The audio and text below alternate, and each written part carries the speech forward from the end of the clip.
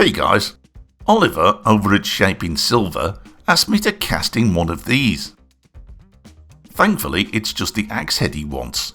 All that fancy artwork is silver inlay, and he intends to do that side of things. But from me, he wants a bronze Viking Axe head. Now I did actually have a go at something similar a while ago, using the lost wax technique. I wanted this one to be more accurate, and I planned on using a 3D printer and castable resin. Fortunately, these axe heads aren't as big as you'd imagine, and are typically between 4 and 6 inches. This one, to replicate the museum piece, needs to be just 4 inches or 100 millimeters. Whilst this might not sound very large, it's the biggest thing I've cast so far using this method, and it only just squeezes inside my casting flask.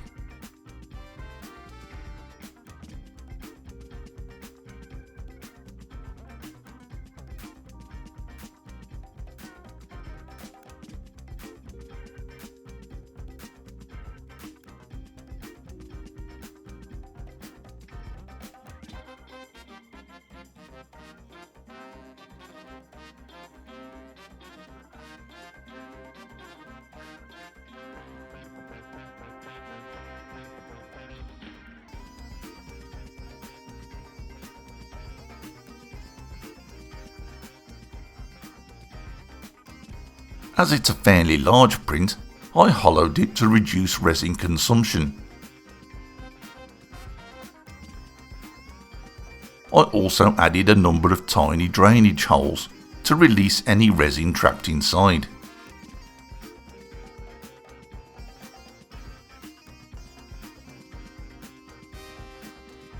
The Elegoo Mars did a nice job of printing, using almost my last drop of power cast wax.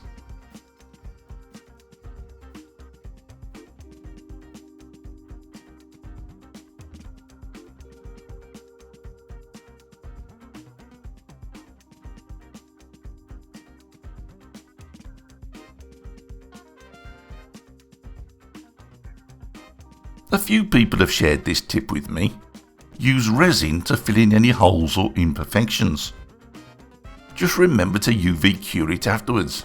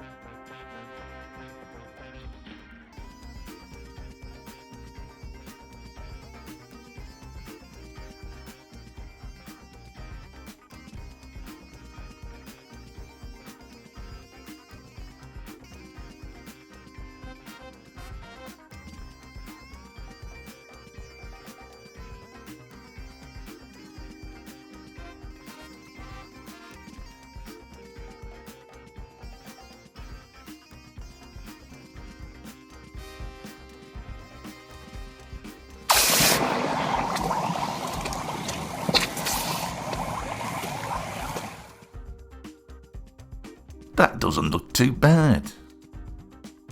What look like cracks are actually flashing lines caused by cracks in the plaster. They'll file away nicely. More experienced casters than me might have already spotted the rosy pink area. There's a little shrinkage there.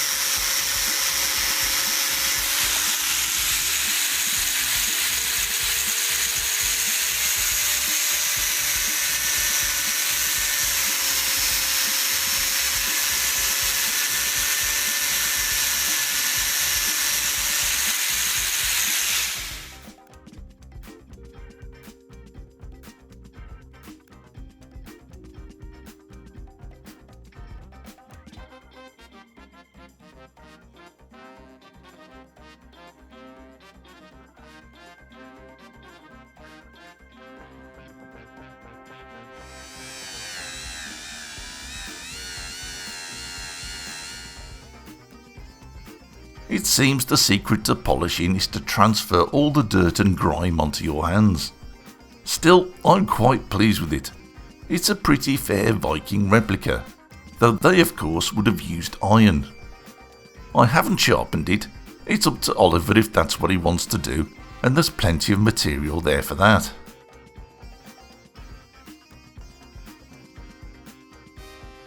The shrinkage does show through, which is a shame, but Oliver is confident he can remedy this problem with his inlay and planishing.